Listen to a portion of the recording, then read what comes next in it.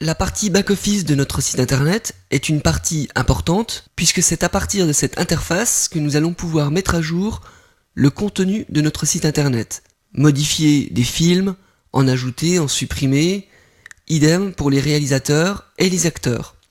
Cette section doit donc être protégée par login et mot de passe pour régulariser son accès.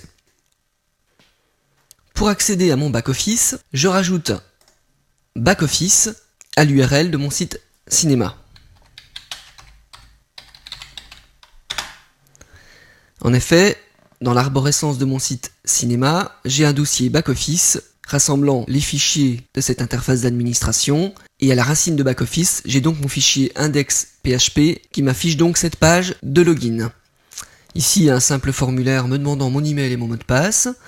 Le mot de passe est un champ de saisie de type password, permettant donc de cacher les caractères saisis, de les remplacer par des étoiles. Si je saisis un mauvais email ou un mauvais mot de passe, et que je tente une connexion, je me retrouve sur le même formulaire de saisie avec un petit message d'erreur, mauvais logins. Je vais donc rentrer dans mon back-office avec de bons logins.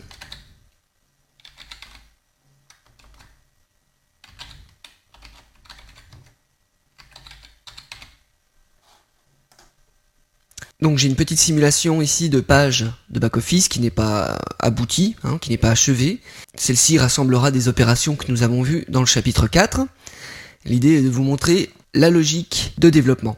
Une proposition serait d'avoir donc ici une liste de liens permettant les différentes opérations possibles. Ajouter un film, supprimer un film, ajouter un acteur, supprimer un acteur, modifier un film, etc.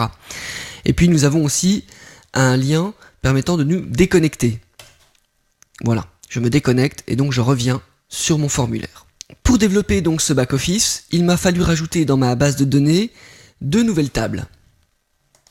J'ai en effet une table utilisateur qui va rassembler les différents utilisateurs qui pourront se connecter au back-office. Cette table a pour le moment 2 attributs, email, password, qui sont tous les deux des chaînes de caractères. Password est une chaîne de caractères de 32 caractères. En effet, le mot de passe sera stocké dans la base de données de manière codée grâce à la fonction PHP MD5 qui permet de coder suivant un certain algorithme des caractères en une chaîne de caractères de 32 caractères. Cette fonction MD5 est intéressante car il n'existe pas de fonction inverse permettant de décoder la chaîne de caractères. Et puis j'ai une deuxième table, la table session, qui elle contient 2 attributs, ID et email. Grâce à cette table, lorsqu'un utilisateur se connectera au back-office et que son email et son mot de passe seront corrects, nous enregistrerons dans cette table l'ID de session de l'utilisateur ainsi que son email.